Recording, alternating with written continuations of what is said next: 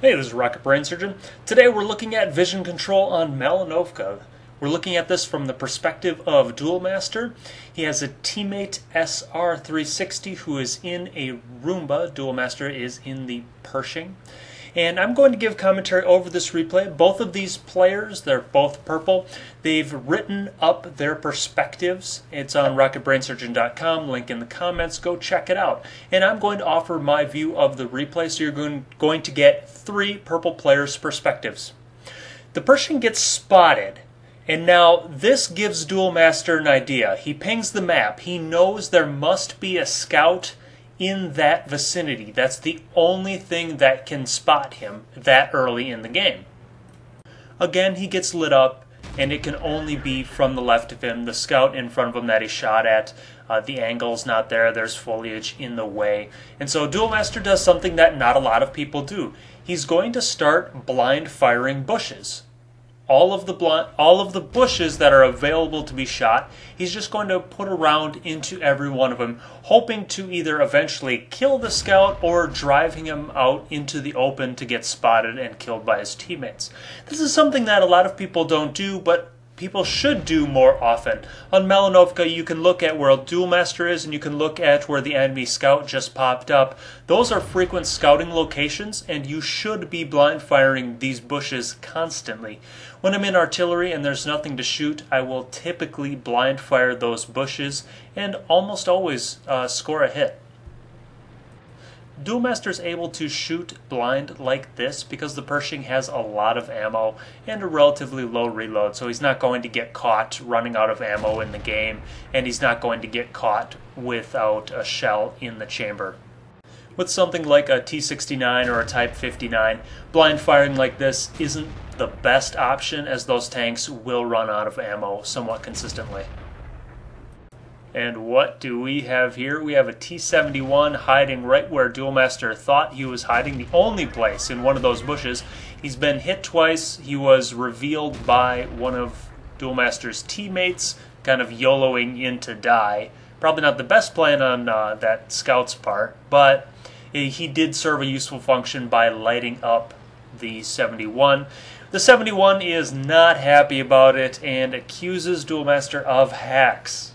Nope, sorry guy, it's just good play. Now this is where the vision struggle continues. So Duel Master couldn't advance in this lane until that 71 was taken care of.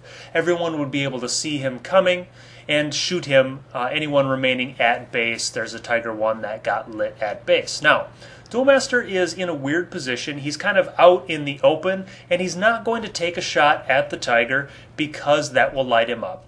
Now that he's a little bit closer to cover, he does feel comfortable letting a shot go because he can advance to a relatively safe position, cutting off the angles from the Tiger and his friend at base.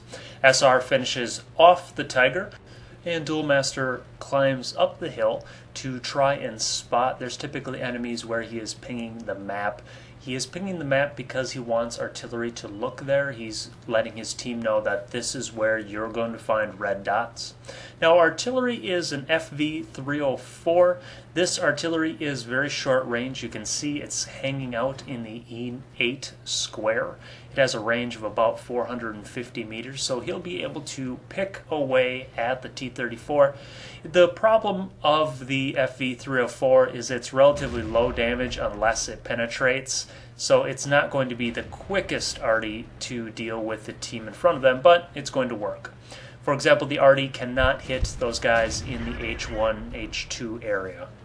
Duel Master showing good technique here. By going into the sniper view and moving up the hill and firing on the enemy right when your gun clears the hill and is able to fire on the enemy, you are hiding as most of your tank as possible. This limits the amount of damage that you can take.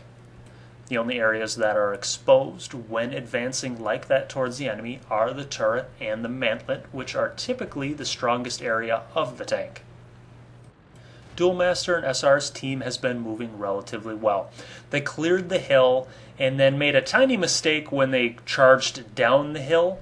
Charging down the hill after capturing on Malinovka is very bad, simply because the people hiding in the forest on either side just make quick work of everybody charging down the hill. But what I like is people are advancing through town. They are advancing on the lane between the water and the town. That dip in that lane between the water and the town offers surprisingly good cover. It cuts off the angles from the enemy. And moving up gradually like this is the way to do it. You want to move through Duel Master's position and clear out the area near the flag and then clear out the forest last. I don't talk about balance very much, but Malinovka has a slight imbalance. The west team can move down the road to the K3 building relatively unscathed. Yeah, they're going to take some damage getting down there, but when the tank is at that K3 position, you can spot the rest of the team around the flag, and field pushes from the west side are very strong on this map, and I do think the west side has a definite advantage. So Duel Master and SR are down 5-9, and the situation looks dark. They have a spotter in the K3 position. They don't really have anyone to push, and they just kind of have to dig in here, reposition, and hope that the enemy goes wrong when they advance. An enemy pops up in the J5 area but is quickly dispatched. However, it's still problematic that they are able to advance through the K3 square, whereas SR and Duel Master really can't do a whole lot. You can see that there is an enemy climbing the hill, but he got spotted. It's an AT-15 out in the middle of nowhere without cover. He's just not going to last long. Alright, so I cut out about a minute there where not a whole lot went on. Everybody's just kind of digging in. But Duel Master decides to move to a slightly different area. He can't proximity spot the T-34 in front of him. If you don't know, if you are within 50 meters of an enemy, even if you can't see them, you show up on radar and they show up on your radar. That's proximity spotting. He spots both T-34s, and he's going to do something that's really good. He's just going to sit here. Sixth Sense did not go off, and he's going to continue to hold his position. If he fires, camo and all the bushes around you go translucent, so it basically reveals his position to the world. Everybody will be able to spot him, especially these T-34s and all of the invisible enemies that he doesn't know where they are. So he's just going to continue spotting the T-34, and he'll be able to fire on the T-34, tracking it if it's in danger of getting away. He moves back a little bit, hiding as much of the hull as he can. He's probably going to have to fire at this point, as the T-34 is going to move outside of the draw range of his teammates. He eventually does fire and is immediately revealed. So our SR and Duel Master are able to pull themselves from a 5-9 deficit into a slight disadvantage, 9-10. No problem there. However, they still can't really push. The tanks that they have left aren't really made for it on this map. There's a tank destroyer that pops up in the K4 area. That's problematic, as their teammate, who is sitting back near the flag, is pretty much swinging in the breeze naked. I don't think anyone is surprised when he dies. This is a complicated situation. Now they really can't push because they know there are tanks sitting around the flag and they would be quickly capped out. But one of the great things that they're doing is they're controlling the vision lanes. So Duel Master is controlling vision over the cap and anything that's going to try to traverse through town. And SR is controlling the area around the cap. You don't have to go on the cap to protect the cap.